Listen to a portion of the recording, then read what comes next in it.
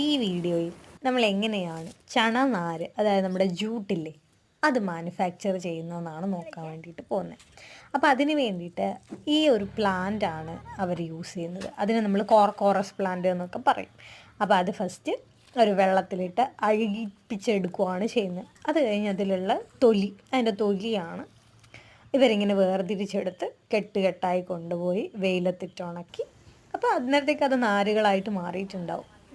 അതായത് ഒരു നാര് പരുവത്തിലേക്ക് വന്നിട്ടുണ്ടാവും. അത് പിന്നെ ഒരു മെഷീനിൽ കൂടെ പാസ് ചെയ്ത് പ്രസ് ചെയ്ത് ഒക്കെ കൊടുത്തു കഴിഞ്ഞിട്ട് ഇങ്ങനെ റോൾ ചെയ്തെടുക്കും.